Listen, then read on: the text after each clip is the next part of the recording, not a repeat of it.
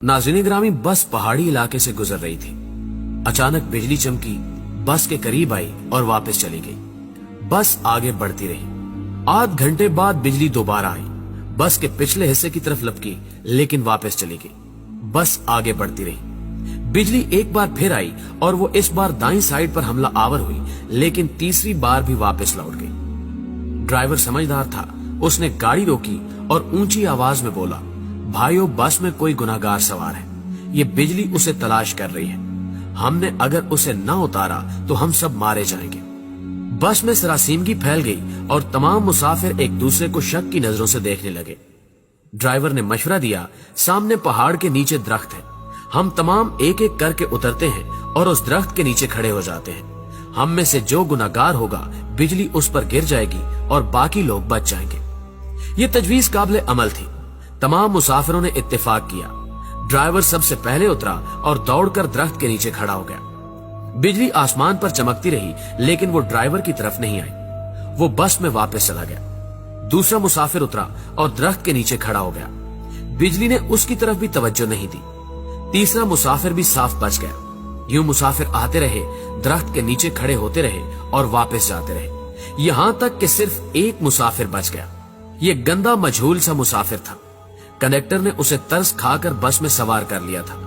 मुसाफिरों ने उसे बुरा भला कहना शुरू कर दिया। लोगों का कहना था कि हम तुम्हारी वजह से मौत के मुंह पर बैठे हैं, तुम फौरन बस से उतर जाओ।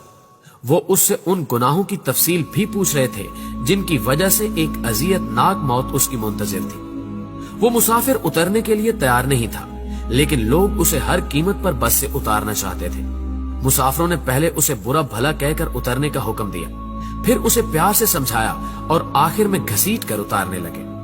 वो कभी किसी सीट की पुष्ट पकड़ लेता था, कभी किसी राड के साथ लिपट जाता और कभी दरवाजे को जप्फा मार लेता, लेकिन लोग बाज ना आए। उन्होंने उसे जबरदस्ती घसीट कर उतार दिया। ड्राइवर ने बस चला दी। बस जो ही गुनाहगार से चंद मीटर आगे गई, धाड़ की आवाज आई, बिजली बस पर गिरी और तमाम मुसाफिर चंद लम्हों में जलकर भस्म हो गए। वो गुनहगार मुसाफिर 2 घंटों से मुसाफिरों की जान बचा रहा था। नाज़रीन ग्रामी, मुझे किसी साहब ने एक दिलचस्प वाकया सुनाया। वो तुर्की के रास्ते यूनान जाना चाहते थे। एजेंट उन्हें तुर्की ले गया। ये अजमेर शहर से दूसरे लोगों के साथ बर्फबारी का इंतजार करने लगे। सर्दियां यूरोप में दाखिले का बेहतरीन वक्त होता था। बर्फ की वजह से सिक्योरिटी एहलकार मोर्चों में दुबक जाते थे।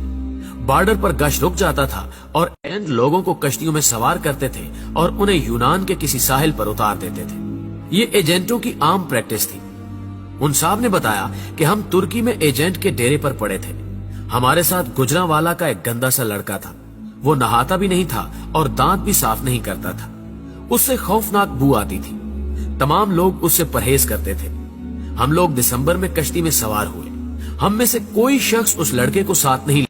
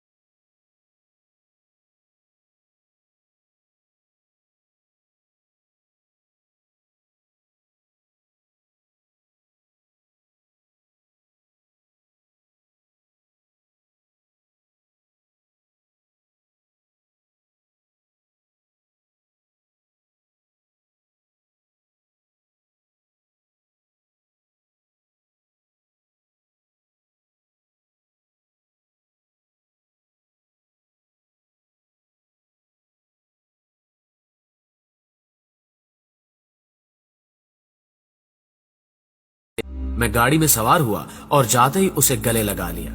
मुझे उस वक्त उसके जिस्म से किसी किस्म की बू नहीं आ रही थी। मुझे मालूम हुआ कि मेरे साथियों को उसके जिस्म से अपनी मौत की बू आती थी। ये उन लोगों की मौत थी जो उन्हें उससे अलग करना चाहती थी, और जो ही अलग हुए सब के सब मौत की आगोश में चले गए। नाज़रीन ग्रामी, मेरे एक बुजुर्ग दोस्त जवानी में अरबपति थे, लेकिन उनकी जिंदगी का आखिरी हिस्सा उसरत में गुजरा। मुझे उन्होंने एक दिन अपनी